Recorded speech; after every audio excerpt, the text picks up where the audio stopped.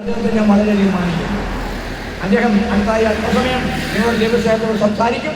അതിനുശേഷമായി John sir തൻ്റെ ചില കാര്യങ്ങൾ പറഞ്ഞ് പ്രാർത്ഥിച്ച് ഞങ്ങൾ പെട്ടെന്ന് തന്നെ കടന്നു പോകും. നിങ്ങളുടെ വലിയൊരു സമയം ഞങ്ങൾ നഷ്ടപ്പെടുന്നില്ല. ദൈവമായ കർത്താവ് നമ്മളെല്ലാവരും അനുഗ്രഹിക്കുമാറാകട്ടെ.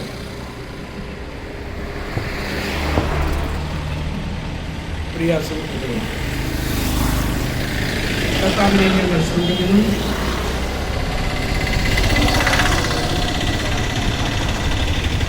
ഇത്രത്തോളം സമയം നിങ്ങൾ വളരെ ശ്രദ്ധാപൂർവം പ്രിയ സഹോദരൻ്റെ പ്രഭാഷണം ശ്രദ്ധിച്ചുകൊണ്ടിരുന്നു എന്ന് കാണുന്നതിൽ വീണ്ടും എൻ്റെ പ്രസംഗവും നിങ്ങൾ ശ്രദ്ധിക്കുമെന്ന പ്രത്യാശയോടുകൂടി നിങ്ങളെ ഞാൻ അഭിമുഖീകരിക്കുകയാണ്. നിങ്ങൾ കേട്ടു, ദൈവത്തിൻ്റെ സാദൃശ്യത്തിലും സ്വരൂപത്തിലും മനുഷ്യനെ ദൈവം സൃഷ്ടിച്ചുവെന്ന് അദ്ദേഹം നിങ്ങളോട് പറഞ്ഞു. വേദപുസ്തകം എന്ന് പറയുന്നത് കൂലങ്കഷമായി പഠിക്കാതെ ഒരു അഭിപ്രായം രൂപീകരിക്കുവാൻ സാധ്യമല്ല എന്നുള്ളത് ആദ്യം തന്നെ അറിഞ്ഞുകൊള്ളണം. ആ കർത്താവിന്റെ ദാസൻ നിങ്ങളോട് പറഞ്ഞത് ആത്മാർത്ഥതയിൽ നിന്നാണ്. എങ്കിലും നിങ്ങൾ ഞെട്ടരുത്, ആരും ദുഃഖിക്കരുത്. ദൈവം തന്റെ സാദൃശ്യത്തിലും സ്വരൂപത്തിലും ഒരു മനുഷ്യനെയും ഈ ഭൂമിയിൽ സൃഷ്ടിച്ചിട്ടില്ല. ഒരേ ഒരു മനുഷ്യനെ മാത്രമേ അങ്ങനെ സൃഷ്ടിച്ചിട്ടുള്ളൂ. അത് നമ്മൾ ആരുമല്ല, വാഴ്ത്തപ്പെട്ട കർത്താവായ യേശു ക്രിസ്തു. ഇത് ബൈബിളിന്റെ അഭിപ്രായമാകയാൽ ഒരു കാരണവശാലും ദൈവം തന്റെ സാദൃശ്യത്തിലും സ്വരൂപത്തിലും മനുഷ്യനെ സൃഷ്ടിച്ചുവെന്ന് എഴുതുവാൻ ദൈവത്തിന്റെ ആത്മാവ് ഒരിക്കലും തൂലിക ചലിപ്പിച്ചിട്ടില്ല എന്ന് നിങ്ങൾക്ക് ബോധ്യമാക്കുവാനാണ് ഞാൻ ഒന്നാമതായി ശ്രദ്ധിക്കുന്നത്. വേദപണ്ഡിതനായിരുന്ന ഒരു മഹാനാണ്, അപ്പോസ്തലന്മാരിൽ പ്രഥമ ഗണനീയനായിരുന്ന പൗലോസ് ശ്ലീഹ. അദ്ദേഹമാണ് ആധികാരികമായി മനുഷ്യ സൃഷ്ടിയെക്കുറിച്ച് നമ്മെ പഠിപ്പിക്കുന്നത്. അദ്ദേഹം എഴുതിയ ഒരു ലേഖനമുണ്ട്, കൊരിന്ത്യ ലേഖനം. 17 ലേഖനങ്ങൾ അദ്ദേഹം എഴുതിയിട്ടുണ്ട്. താൻ എഴുതിയ കൊരിന്ത്യ ലേഖനം 15-ാം അധ്യായത്തിൽ ഇങ്ങനെ താൻ സൃഷ്ടിയെക്കുറിച്ച് വളരെ കൂലങ്കഷമായി പഠിച്ച ശേഷം താൻ പറയുന്നു: ഒന്നാം മനുഷ്യനായ ആദം ഭൂമിയിൽ നിന്ന് മണ്ണുകൊണ്ടുള്ളവൻ. പിന്നെ താൻ പറയുന്നു, 1 കൊരിന്ത്യർ 15, കർത്താവിന്റെ ദാസൻ ഒന്നെടുത്ത് വായിക്കും, 54 മുതലുള്ള വാക്യം. 1 കൊരിന്ത്യർ 15-ാം അധ്യായം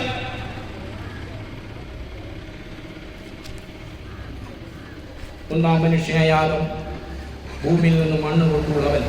2-ാം മനുഷ്യൻ സ്വർഗത്തിലുള്ളവൻ. സ്വർഗത്തിൽ നിന്നുള്ളവൻ. 2 മനുഷ്യനെ കുറിച്ച് പൗലോസ് പഠിപ്പിക്കുകയാണ്. അതിൽ 1-ാമത്തെ മനുഷ്യന്റെ പേരാണ് 1-ാം മനുഷ്യനായ ആദം, മണ്ണുകൊണ്ടുള്ളവൻ.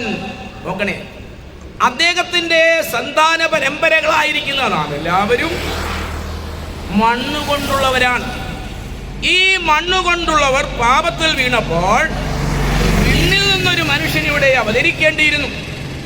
അദ്ദേഹത്തിന്റെ പേരാണ് 2-ാം മനുഷ്യൻ, അല്ലെങ്കിൽ കർത്താവായ യേശു ക്രിസ്തു. നമ്മളെല്ലാവരും ദൈവത്തിന്റെ സാദൃശ്യത്തിലും സ്വരൂപത്തിലായിരുന്നു സൃഷ്ടിക്കപ്പെട്ടിരുന്നു എങ്കിൽ ഈ ലോകത്തിൽ ഈ കണ്ട പ്രശ്നങ്ങളും യുദ്ധവും അതേ അടിപിടികളും കലശകളും രക്തച്ചൊരിച്ചിലുകളും ഉണ്ടാകുമായിരുന്നു. കാരണം എന്താണ്? നാം എല്ലാം മണ്ണിന്റെ മക്കളാണ്, ടില്ലർ ഓഫ് ദ സോയിൽ. അതുകൊണ്ട് നമുക്ക് മണ്ണിന്റെ സ്വഭാവം മാത്രമേ ഉണ്ടാകുകയിരിക്കൂ. എങ്ങനെയാണ് അതേ ഒരു മനുഷ്യനെ സംബന്ധിച്ച് അവനിൽ ദൈവ സ്വഭാവം ഉണ്ടാകുക എന്നുള്ളത്? ഒരിക്കലും ദൈവത്തിന്റെ സ്വഭാവം ഒരു മനുഷ്യരിലും ഇന്ന് വരെ ഉണ്ടായിട്ടില്ല. മാത്രമല്ല, അവന്റെ രൂപവും ഭാവവും ദൈവ സാദൃശ്യത്തിൽ ആയിരുന്നില്ല എന്ന് ഉൽപ്പത്തി പുസ്തകം 1-ാം അധ്യായത്തിന്റെ 26 മുതലുള്ള വാക്യങ്ങൾ വായിച്ചാൽ അത് വായിക്കാം. വായിക്കാം. ഉൽപ്പത്തി പുസ്തകം 1-ാം അധ്യായം 1-ന്റെ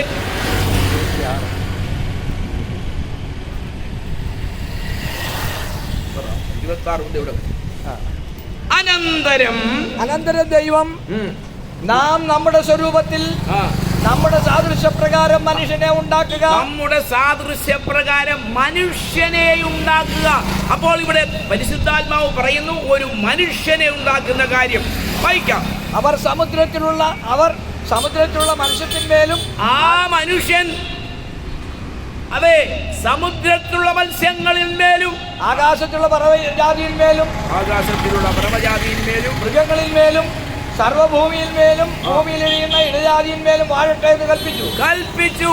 കണ്ടോ, ഇങ്ങനെ ദൈവം തന്റെ സ്വരൂപത്തിൽ മനുഷ്യനെ സൃഷ്ടിച്ചു. കേൾക്കുക പ്രിയരെ, ഇങ്ങനെ ദൈവം മനുഷ്യനെ സൃഷ്ടിച്ച കാര്യവും മനുഷ്യരെ സൃഷ്ടിച്ച കാര്യവും the creation of him and the creation of them എന്ന് ഇംഗ്ലീഷിൽ വായിച്ചാൽ വളരെ സ്ഫുടമായി നമുക്ക് മനസ്സിലാകും. ഒരു കാരണവശാലും ആദം ദൈവത്തിന്റെ സാദൃശ്യത്തിലും സ്വരൂപത്തിലും സൃഷ്ടിക്കപ്പെട്ടില്ല. പൗലോസ് പറയുന്നു, പിന്നെയും ഏതു മനുഷ്യനെയും ക്രിസ്തുവിൽ തികഞ്ഞവനായി നിർത്തേണ്ടതിന് ഞാൻ ഏതു മനുഷ്യരോടും പൂർണ്ണ ജ്ഞാനത്തോടെ പ്രസംഗിക്കുന്നു. മാത്രമല്ല, ആദമിനെയും ഹവ്വയെയും സൃഷ്ടിച്ച ശേഷം അവർ ദൈവത്തെ പോലെ തന്നെ ആയി തീരണമെന്നുള്ളൊരു ഇംഗിതം ദൈവത്തിന്റെ മനസ്സിലുണ്ട്. അതുകൊണ്ട് അവരെ വീണ്ടെടുക്കുവാൻ വേണ്ടിയാണ് കർത്താവായ യേശു ക്രിസ്തുവിനെ ഇങ്ങോട്ട് അയച്ചത്. സാത്താൻ ഈ സത്യം അറിഞ്ഞതുകൊണ്ട് തന്നെ അവരെ പാപത്തിൽ വീഴിക്കാനായിട്ടൊരു ഉപായം പ്രയോഗിച്ചപ്പോൾ സാത്താൻ അവയോട് പറയുകയാണ്, നിങ്ങൾ ഈ തെറ്റങ്ങ് ചെയ്തു, വിലക്കപ്പെട്ട ഈ വൃക്ഷഫലം നിങ്ങൾ പറിച്ചു ഭക്ഷിച്ചു, അങ്ങനെ നിങ്ങൾ ചെയ്യുകയാണെങ്കിൽ നിങ്ങൾ ദൈവത്തെ പോലെ ആകും. ഭയങ്കര മാറ്റം നിങ്ങളിൽ വരും. നിങ്ങൾ ഈശ്വരനായി തീരണമെങ്കിൽ അതിൻ്റെ അർത്ഥം ഇപ്പോൾ നിങ്ങൾ വെറും പച്ച മനുഷ്യരാണ്. അതുകൊണ്ട് ഒന്നാം മനുഷ്യനായ ആദം എന്ന് പറയുന്നത് ദൈവം സൃഷ്ടിച്ച നമ്മുടെ പൂർവ്വപിതാവായ ആദം. അവരെക്കുറിച്ച് പിന്നെ പറയുന്നുണ്ട്. കർത്താവായ യേശു ക്രിസ്തു ഇത് വ്യാഖ്യാനിച്ച് പഠിപ്പിച്ചു. സൃഷ്ടിച്ചവൻ അവരെ ആദിയിൽ ആണും പെണ്ണുമായി സൃഷ്ടിച്ചു എന്ന്. ആരാണ് ഈ അവര്? ആദം സൃഷ്ടിക്കപ്പെട്ടപ്പോൾ അവരായിട്ടാണ് സൃഷ്ടിക്കപ്പെട്ടത്. പ്ലൂറൽ അവിടെ ഉപയോഗിച്ചിരിക്കുന്നു. അപ്പോൾ അവന്റെ സൃഷ്ടിയും അവരുടെ സൃഷ്ടിയും. ദൈവം മനുഷ്യനെ സൃഷ്ടിച്ചപ്പോൾ അവൻ പാപം ചെയ്ത് ദൈവസന്നിധിയിൽ അകന്നുപോയ കാര്യമാണ് എല്ലാവർക്കും പറയുവാനുള്ളത്. അവൻ അലഞ്ഞ് ഉഴലുകയാണ്. പാപത്തിനടിമയായി മനുഷ്യനെ വീണ്ടും ദൈവത്തോട് ഒന്നിപ്പിക്കുവാൻ വാഴ്ത്തപ്പെട്ട കർത്താവായ യേശു ക്രിസ്തു ഈ ഭൂമിയിലേക്ക് ഇറങ്ങി വന്നതാണ് ബൈബിളിലെ പ്രതിപാദ്യ വിഷയം. അല്ലാതെ എങ്ങനെ ഒക്കും പ്രിയരെ? പൗലോസ് പറയുകയാണ്, യേശുവിനെ സ്വീകരിച്ച് രക്ഷിക്കപ്പെട്ടവരായ വിശുദ്ധന്മാരോട് അപ്പോസ്തലൻ ഇങ്ങനെ പറയുന്നു, പ്രിയമുള്ളവരെ, നാം ഇപ്പോൾ ദൈവമക്കളാകുന്നു. നാം ഇന്നതാകുമെന്ന് ഇതുവരെ പ്രത്യക്ഷമായില്ല. എന്നാൽ അവൻ പ്രത്യക്ഷനാകുമ്പോൾ, യേശു പ്രത്യക്ഷനാകുമ്പോൾ നാം അവനെ താനിരിക്കും പോലെ തന്നെ കാണുന്നതാകൊണ്ട് അവനോട് സദൃശ്യന്മാരാകും. ക്രിസ്തീയ പ്രമാണം മനുഷ്യനെയും ദൈവത്തെയും തമ്മിൽ ഒന്നിപ്പിച്ച് ഒരു ചരടിൽ കോർത്തു നിൽക്കുന്ന ഒരു സംഭവമാണ്. ഒരു മനുഷ്യനും ഇന്നുവരെയും ദൈവത്തിന്റെ സാദൃശ്യത്തിലോ സ്വരൂപത്തിലോ സൃഷ്ടിക്കപ്പെട്ടില്ല. അതുകൊണ്ടാണ് ദാവീദ് പറയുകയാണ്, ഇതാ ഞാൻ അകൃത്യത്തിൽ ഇരുവാൻ, പാപത്തിൽ എൻ്റെ അമ്മ എന്നെ ഗർഭം ധരിച്ചു. അപ്പോസ്തലനായ പൗലോസ് ഏറ്റുപിടിക്കുന്നു, പ്രകൃതിയാൽ നാം എല്ലാവരും കോപത്തിന്റെ മക്കൾ. പ്രിയപ്പെട്ടവരെ, ഇന്നത്തെ നമ്മുടെ തലമുറകളെ ഓർത്താൽ നമ്മൾ അത്ഭുതപ്പെട്ടു പോകും. ദൈവത്തിന്റെ പദ്ധതി അനുസരിച്ച്, ദൈവത്തിന്റെ ഇംഗിതമനുസരിച്ചല്ല ആദമും ഹവ്വയും ചേർന്ന് മക്കളെ ഉൽപ്പാദിപ്പിച്ചതെന്നുള്ള വിഷയം പണ്ഡിതന്മാരായ ആരെങ്കിലും ഉണ്ടായിരുന്നെങ്കിൽ അവരുമായിട്ട് ചർച്ച ചെയ്യാമായിരുന്നു. ഞാൻ ചുരുക്കി പറയട്ടെ, കാപ്പിതൻ കുരുവിട്ടാൽ കാപ്പിയും വേപ്പിന്റെ കുരുവിട്ടാൽ വേപ്പുമല്ലാതെ ഭൂമി തരികയില്ല. അതുകൊണ്ടാണ് പൗലോസ് പറഞ്ഞത്, പ്രകൃതിയാ നാം എല്ലാവരും കോപത്തിന്റെ മക്കൾ. ദാവീദ് കരയുകയാണ്, ഞാൻ അതിർത്തിരുവായി പാപത്തിൽ എന്റെ അമ്മ എന്നെ ഗർഭം ധരിച്ചു. നാം എല്ലാവരും പാപത്തിന്റെ സന്തതികളാണ് പ്രിയരെ. അതുകൊണ്ടാണ് ആരുടെയും സഹായമൊന്നും കൂടാതെ പാപം ചെയ്തു നാം മുന്നേറുന്നത്. പാപം എന്താണെന്ന് അറിയാതെയാണ് ഞങ്ങളെ പോലെയുള്ള പലരും ഇന്ന് പ്രസംഗിക്കുന്നത്. കാരണം എന്താണെന്ന് ചോദിച്ചാൽ, ഞങ്ങൾ പാപത്തിലുണ്ടായി, അകൃത്യത്തിൽ എന്റെ അമ്മ എന്നെ ഗർഭം ധരിച്ചു അല്ലെന്ന് പറയുവാൻ വല്ലവരും ഉണ്ടോ? ഞാൻ നിങ്ങളോട് ഹൃദയത്തെ തൊട്ട് സംസാരിക്കുകയാണ്. ദൈവം നമ്മെ കുറിച്ച്, അല്ലെങ്കിൽ തന്റെ ആദിമ സൃഷ്ടാക്കളായ ആദമിനെയും ഹവ്വയെയും കുറിച്ച്, നിങ്ങൾ സന്താന പുഷ്ടിയുള്ളവരായി പെരുകി ഭൂമിയിൽ നിറവീനെന്ന് ഒരനുഗ്രഹം കൊടുത്തു. നമ്മൾ ആ ഉൽപ്പത്തി പുസ്തകം വായിക്കാൻ വീട്ടിൽ വെറുതെ ഇരിക്കുമ്പോൾ, അല്ലാതെ വഴിയോരത്തിൽ നിന്നൊന്നും ഞങ്ങൾക്ക് പ്രസംഗിക്കാൻ കഴിയില്ല. പഠിച്ച് നിശ്ചയം പ്രാപിച്ച് പരിശുദ്ധാത്മാവിന്റെ നിറവോടുകൂടി മാത്രമേ ഞങ്ങൾക്ക് സംസാരിക്കാൻ അനുവാദമുള്ളൂ. ആദമിന് വലിയൊരു മനപ്രയാസം. ദൈവം നോക്കുമ്പോൾ അവൻ ഓലവാല കണ്ണീരെടുക്കുകയാണ്. കാരണം എന്താണ്? ദൈവമേ, നീ എല്ലാവർക്കും തക്ക തുണയെ ഒരുക്കി കൊടുത്തു. എന്തുകൊണ്ടാണ് എനിക്ക് ഒരു തുണയെ നീ തരാഞ്ഞത് എന്ന് കരഞ്ഞു പറഞ്ഞപ്പോൾ ആദമിനോട് ദൈവം പറഞ്ഞു, ശാന്തനപ്പെടും, ഞാൻ നിനക്ക് ഒരുക്കി തരും, തക്ക തുണയെ ഞാൻ നിനക്ക് ഒരുക്കി തരുമെന്ന് കൽപ്പിച്ചിട്ട് ദൈവം എന്തെന്നറിയാമോ? ഒരു ഗാഢനിദ്ര വരുത്തിയ ആദമിൽ. എന്നിട്ട് അവന്റെ പാർശ്വത്തിൽ നിന്നൊരു സ്ത്രീ ദൈവം തമ്പുരാൻ വലിച്ചു ഊരിയെടുത്ത്, ആയതുകൊണ്ട് തന്നെ വിശ്വപാത്രിയായും വിശ്വമോഹിനിയായും വിശ്വൈക മാതാവുമായുള്ളൊരു വനിതയെ നിർമ്മിച്ച് പ്രഥമമർത്യനുടെ മുൻഭാഗത്ത് നിർമ്മലാനന്ദം വരുമാറു നിർത്തി കൊടുത്തു. ആദത്തിനെ ദൈവം ഒരു മോഹാത്സ്യം വരുത്തി, ഒരു അനസ്തീഷ്യ കൊടുത്തിട്ട് അവന്റെ വാരിയിൽ നിന്നും എടുത്ത് നല്ലൊരു സുന്ദരിയായ സ്ത്രീയെ ഉണ്ടാക്കി അവന് കൊടുക്കുകയാണ്. ദൈവം ഈ മകുടീരത്നത്തെ സുന്ദരിയായ സ്ത്രീ എന്ന് കേട്ടാൽ ഹണിറോസിന്റെ കാര്യം നമ്മൾ ഓർക്കാതിരിക്കുകയില്ല. സ്ത്രീ എന്ന് പറയുന്നത് ദൈവത്തിന്റെ കാലമാണ്. അത്ര സൗന്ദര്യത്തിന്റെ മൂർത്തിമത് ഭാവമായ ഈ സ്ത്രീയെ മോഹാത്സ്യപ്പെട്ടു കിടന്ന ആദമിനെ തട്ടി ഉണർത്തിയിട്ട് ഈശ്വരൻ കാണിച്ചു കൊടുത്തു. കർത്തനൊന്ന് മാറ്റിക്കൊടുത്തപ്പോൾ, ഓ ഹല്ലേലൂയ, ഉറക്കമുണർന്നവൻ കണ്ണുകൾ മന്നം തുറക്കും നേരം ദിവ്യയാം ഒരു നാരീരത്നം തനിക്കു മുന്നിലായി നിൽക്കുന്നു വിവാദത്തിൽ. കനൽക്കു നേരായി കിഴക്കുറിച്ച ബാനുപോലെ.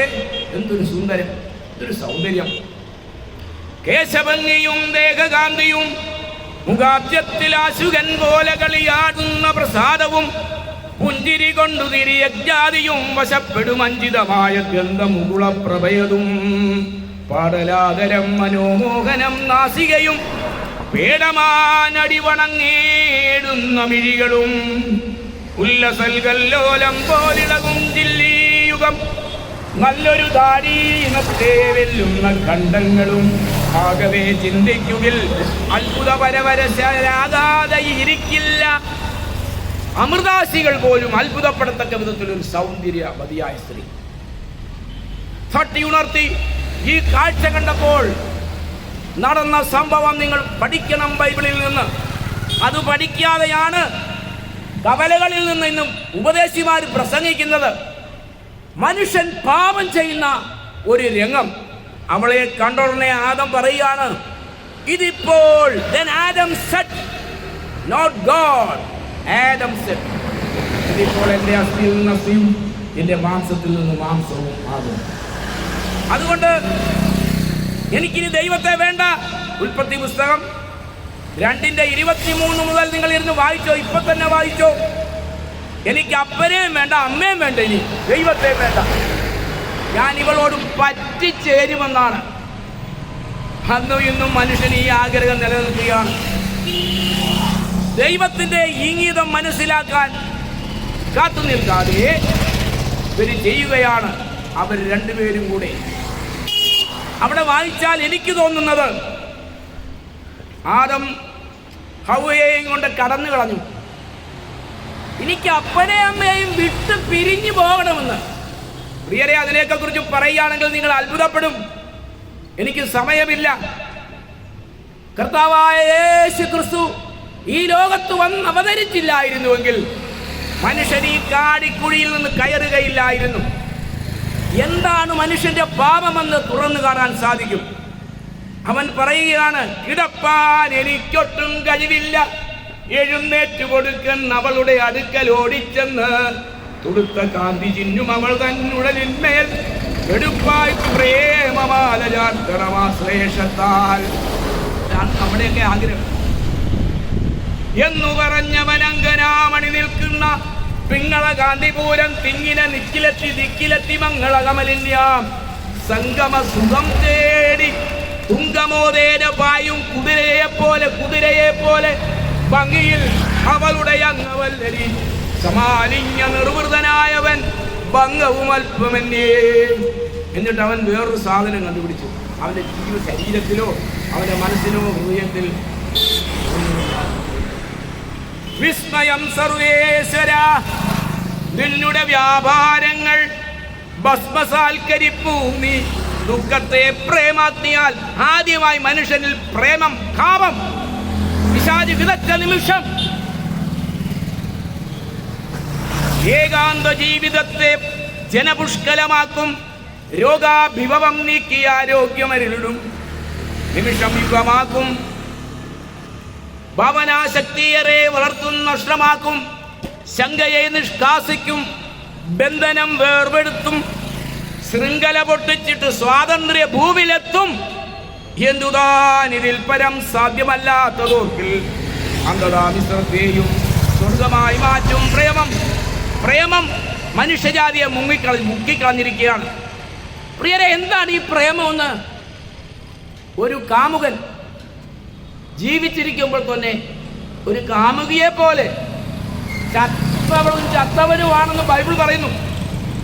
ആദ്യമായി മനുഷ്യരക്തത്തിൽ കാമാസക്തി കടത്തിവിട്ടത് മനുഷ്യൻ തന്നെയാണ്. കാരണം അവനോട് ദൈവം ഒരു കൽപ്പന പറഞ്ഞിരുന്നു. ഒരു വൃക്ഷം നിൽക്കുന്നു, നീ കണ്ടോ? അതിൻ്റെ പേരാണ് നന്മ തിന്മകളെ കുറിച്ചുള്ള അറിവിൻ്റെ വൃക്ഷം.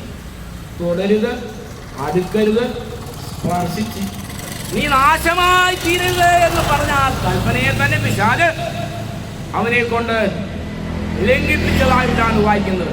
ഉൽപ്പത്തി പുസ്തകം 2:15 എടുത്ത് വായിക്കണം. ഉൽപ്പത്തി പുസ്തകം 2:15. യഹോവയായ ദൈവം മനുഷ്യനെ കൂട്ടിക്കൊണ്ടുപോയി ഏദൻ തോട്ടത്തിൽ വേല ചെയ്യുവാനും അതിനെ കാപ്പാനും അവിടെയാക്കി.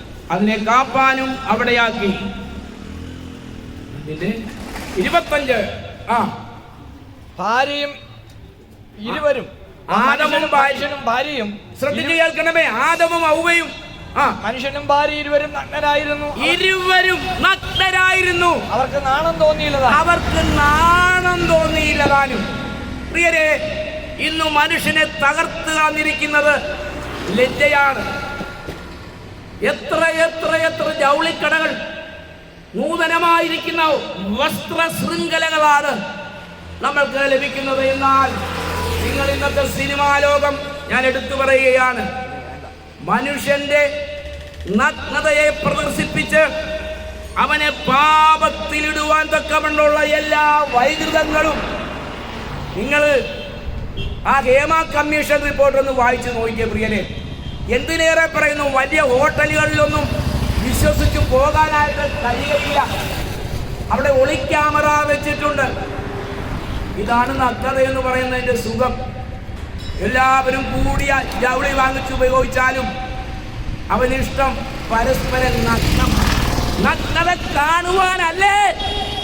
മാനത്തോടെ ഇരിക്കുന്ന മനുഷ്യൻ വിവേകഹീനനായാൽ നശിച്ചു പോകുന്ന മൃഗങ്ങൾക്ക് തുല്യനാണ്. പ്രിയപ്പെട്ടവരെ, ഇന്നത്തെ നമ്മുടെ കുഞ്ഞുങ്ങളുടെ കയ്യിലിരിക്കുന്ന മൊബൈലുകൾ അവരുടെ കയ്യിൽ നിന്ന് വാങ്ങിച്ച് കളയാനൊന്നും നോക്കത്തില്ല. പ്രായത്തിനു മുൻപേ കുരുന്നിലെ മൂത്തുപോകുന്ന നമ്മുടെ കുഞ്ഞുങ്ങൾ, അതിൻ്റെ ഫലമായ ആത്മഹത്യകൾ, ഭവനഭേദനങ്ങൾ, മാതാപിതാക്കളുടെ സ്വസ്ഥത നഷ്ടപ്പെടുക, പിന്നെ ഗഞ്ചാവ്, ചരസ്, ഇന്നൊക്കെ അടിമയാവാൻ കാരണം എന്താണെന്ന് ചോദിച്ചാൽ പാപം, പാപം, പാപം. പ്രിയപ്പെട്ടവരെ, ഞാൻ കഴിഞ്ഞ ദിവസം വായിച്ചതാണ്. അത്ഭുതം, അത്ഭുതം, കാമഭോഗങ്ങളെ വിസ്മയമല്ലോ തവശക്തി ഭൂമിയിൽ. കാമാഗ്നി കത്തുമ്പോൾ ആശ്വാസം കിട്ടുവാൻ ഭീമോദതിയിലും ചാടും നിങ്ങൾ. ഒരു മഹാകവി എഴുതി വെച്ചതാണ്. ലോകം അന്ന് തെറ്റിയതാണ് പാപത്തിൽ, കാമത്തിൽ. സെക്സാണ് ലോകത്തിലെ പാപമെന്ന് എത്ര പേർ ധൈര്യമായി പബ്ലിക് സ്ഥലങ്ങളിൽ നിന്ന് ബോധവൽക്കരണം നടത്താൻ കഴിവുള്ളവരുണ്ട്. കാരണം എന്താണെന്നറിയാമോ, അവരത് ഒരുമ്പെടുകയില്ല. പാപത്തിലാണ് ലോകം ഇന്ന് മുന്നോട്ട് പോകുന്നത്. പള്ളികളിൽ ചെന്നാൽ മധുബഹായിലും പാപം ചെയ്യുന്നത് കാണാം. കർദിനാളും കത്തനാരും സെന്റർ പാസ്റ്ററും പാസ്റ്റർമാരും അവസരം പോലെ പാപം ചെയ്യുന്നത് കാണാം. വിഷയ വിഷസർപ്പമേ നിന്നെ വിട്ടോടിലും വിദ്രുതം നീ വാഞ്ഞുതം സിപ്പുമർക്കരേ. മുനിയുടെ മനം കരണ്ട ഊർദ്ധമാക്കിയിടുന്ന മൂഷികനത്രേ വിഷയാശ നിർണയം.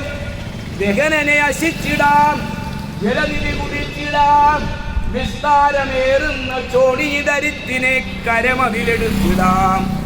മാനസത്തിൻ നിയമം സാധിച്ചു കൊള്ളുവാൻ അസംശയം.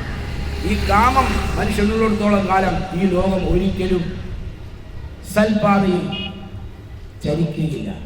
ഏത് കാര്യം നിങ്ങൾക്ക് സാധിക്കണം, എന്ത് നേടണം, കൊലപാതകികളെ രക്ഷിക്കണോ, ഒരു സ്ത്രീ വരുമ്പെട്ടാൽ മതി.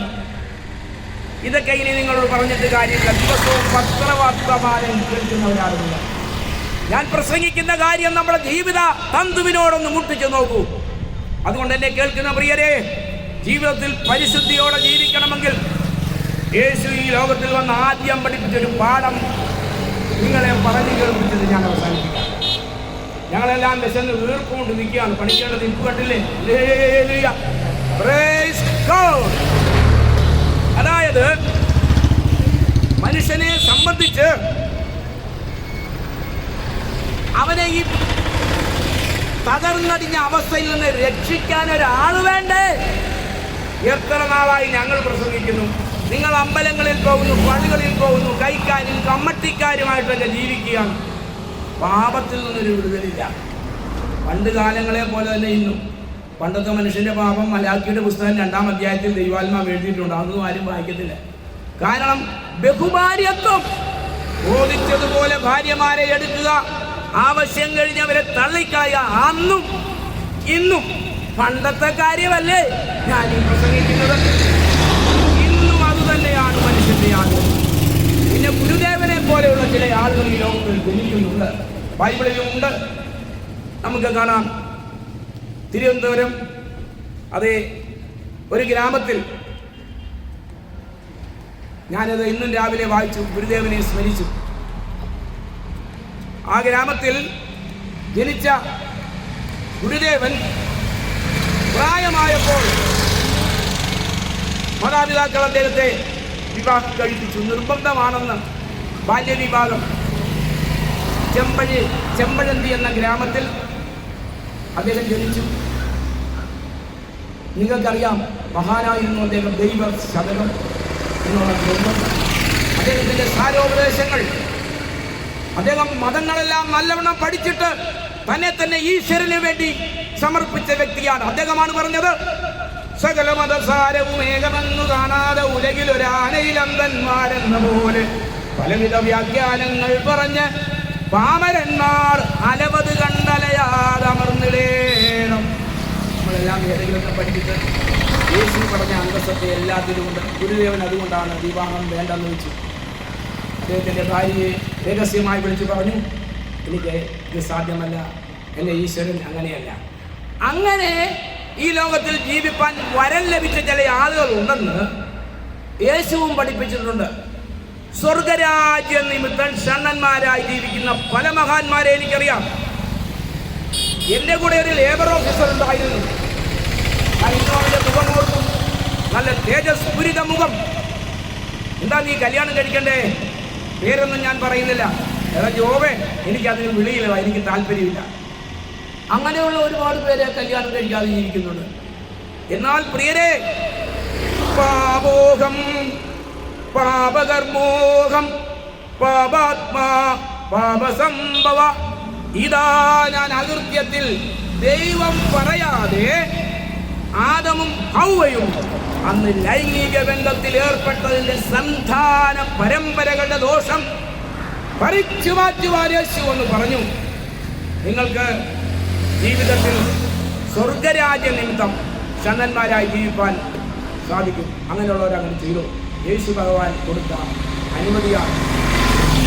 പിന്നെ ജന്മനാ ഷണ്ണന്മാരായ ആളുകളുണ്ട്. മനസ്സിലായോ? സ്വർഗരാജ്യ നിമിത്തം ഷണ്ണന്മാരായവരുണ്ട്, ജന്മനാ ഷണ്ണന്മാരുണ്ട്. ആ ഭാഗം അറിയാമോ പോലും പഠിക്കൽ സാറേ? അങ്ങനെ 3 വിധ ഷണ്ണന്മാരാണ്.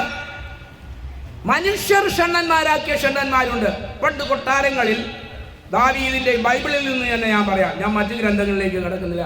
ദാവീദിന്റെയും ശലോമോന്റെയൊക്കെ കാലത്ത് ഇവരുടെ ജോലി നല്ല നല്ല സ്ത്രീകളെ, കേരളത്തിൽ ഉണ്ണിക്കേരളവർമ്മ ഉണ്ടായിരുന്നു അങ്ങനെ ഒരാൾ, പകൽ മുഴുവനും നടന്ന് നല്ല നല്ല ആരോഗ്യമുള്ള സ്ത്രീകളെ, സൗന്ദര്യമുള്ള സ്ത്രീകളെ കൊണ്ടുവന്ന് അവരെ കറക്കി, അവരെ മയക്കി പണവും പണ്ടവും വസ്തുക്കളും ഒക്കെ എഴുതി കൊടുത്തിട്ട് ഭാര്യമാരാക്കി വെച്ചേക്കും. എന്നിട്ട് ഇവർക്കെല്ലായിടത്തും ചെല്ലാൻ സമയമില്ലല്ലോ. ഈ ആക്രാന്തവും പരവേശവും കൊണ്ട് ഓടി നടക്കുകയാണ്.